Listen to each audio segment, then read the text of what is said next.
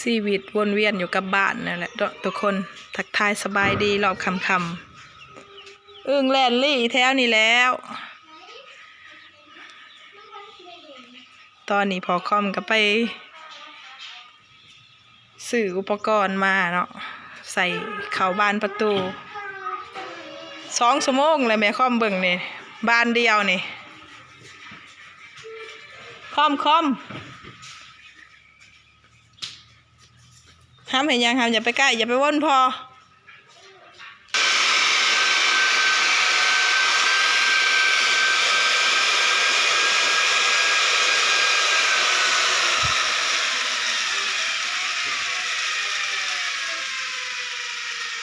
ลูกกระทือก่อนตีแบกขอนตี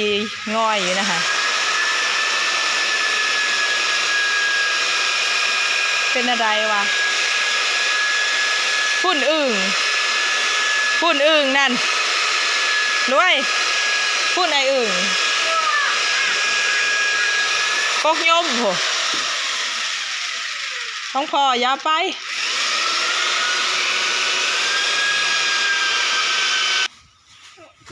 อึ่งอยู่กกยมอึ่งง่อยเทิงกกยมโหบ่แม่นของง่ายเนาะทุกคนเข้าบ้านประตูนี่แม่ค่อมเห็นพอค่อมมือเห็ดมือไหนก็ว่ากบขังนั่นขังนี่ซบแกบมาใส่ปั้นผับมาใส่อันนี้ก็ได้ว่าสิง่ายดันไป2 ชั่วโมงแล้วบาทนี่นะยังบ่ทันแล้วอยู่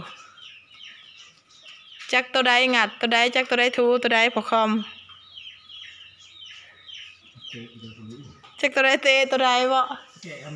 สนั่นพันพื้นอยู่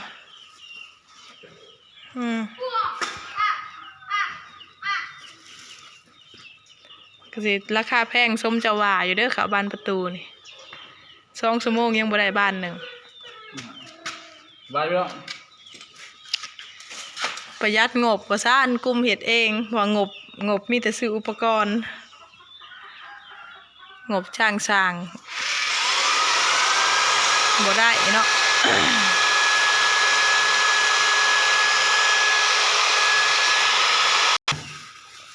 กลมๆเงยๆหันถอยอยู่หมุนขาวทอนออกอยู่อุ้ยบ่ได้ธรรมดาเด้อนี่เฮาผู้บ่เฮ็ดนี่เฮาบ่จักได้ว่าอันใดง่ายอันใดยากผู้เขาเจ้าเฮ็ดพุติ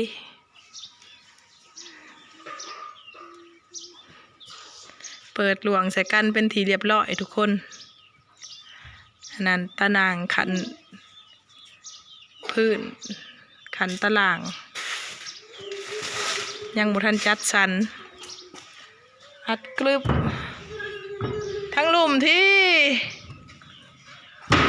ย่างทั้งหลุมห้อยเสียดสีแล้วบอกช้อยออกอีกโอ้จนไหนตีนทำยังบ่เหี่ยวอยู่วะนี่จนไหนตีนทำเดิม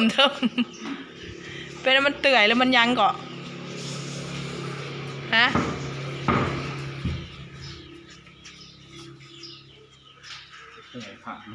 หนักใส่นี่ก่อนมันนักมันเตื่อยบ่ก่อนใส่อันนี้ซะใส่ยังเล็กสาก็ได้นับเล็กสาไปอ้าวเดียวจะสามันโอ้ยไผ่เนี่ยมันเว้นกับเบิร์ดเดียวเต็มแห้งเลยอียังเต็มโคมนะเต็มนะโอ้ยโคมเต็มแห้งบ่ต้องได้เตะไต่ลำเต็มนะโคมเต็มเลยเสียได้สะเต็มก็ต้องได้ไต่ต้องได้เปิดไฟโคมเลาะกลางเว้นก็ได้ใส่ความหมายยังอันนี้บ่ให้มันย่อยมาบ่ให้บ้านมันย่อยใส่ทั้งนอกทั้งในปะอย่าเราใส่ทั้งนอกทั้งในประกบคู่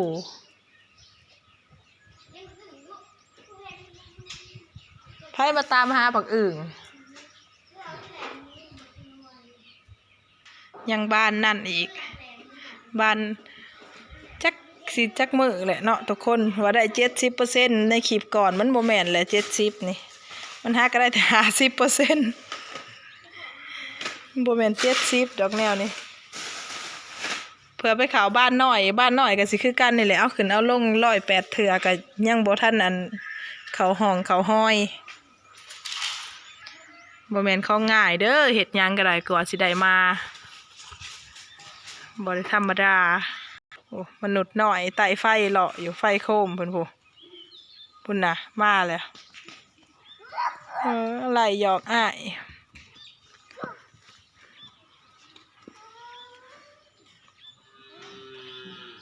คุณยายก็นอนอยู่เทิงเฮือนพุ่นแล้วคุณยายกับพี่น้องเอ้ยจักหอนจักหนาวก็แม่นนอนหม่นอยู่เทิงเฮือนพุ่นแล้วลงมาตารางบ่มีหม้องนอนเด้ไผก็ว่างามอย่าบ่เนาะทรงนี่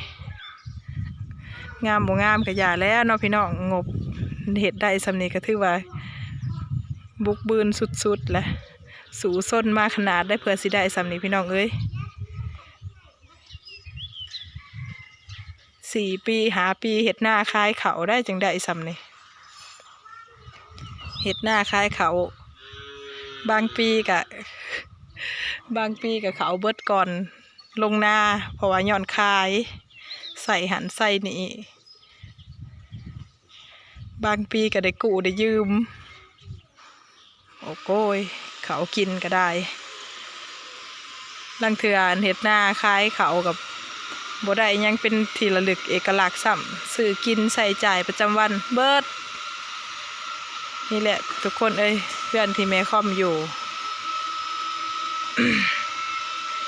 ป้าน่ะคนนอกว่านะว่าโอ้ยแม่ค่อมนี่มีเงินเขาทั้งนั้นทั้งนี้เขาทั้งได้เบิ่งดีกว่า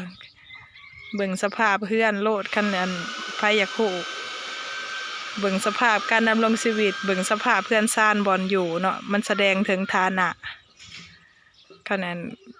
ฐานะบอลได้คันว่ามีเงินมีคำมันก็ต้องอยากเฮ็ดอยากสร้างเนาะทุกคนต้องอยากได้หลังใหม่ๆใหญ่ๆงามๆพุ่นแล้วคันงบประมาณถึงอันนี้พอแต่หามื้อนี้ซื้อมื้อนี้เงินก็ดีบางมื้อก็หาบ่ได้ก็ติดหนี้เนาะลูกอยากก็สวมรวมอยู่บาดนี้ป้าตัวอดออมรอมริดมานี่บ่ธรรมดาเงินเนาะเพื่อสิได้มายากบัดเวลาจ่ายง่ายติดตามตอนต่อไปเนาะทุกคนเขาบานประตูพอคอมนี่จักมือสิแล้วแม่คอมน่ะคิดว่าได้70%มันบ่แม่นเผื่อมาใส่บันพับเผื่อมาใส่หยวงนี่2 ชั่วโมงก็บ่แล้วบ้านหนึ่งตัวน้อยนี่จะจักสิซ้ำได้เนาะทุกคนโอ้ยเฒ่าแม่ข่อยนี่คือสิบ่ได้ลงมานอนง่ายเด้อห้องใหม่นี่เอาพบพ่อกันคลิปหน้าห้องใหม่คือสิบ่ทันได้นอนง่ายเถื่อดอกแนวนี้คันเป็นแบบนี้สำหรับคลิปนี้สบายดีเด้อผมยังหมุนตัดตีดอยู่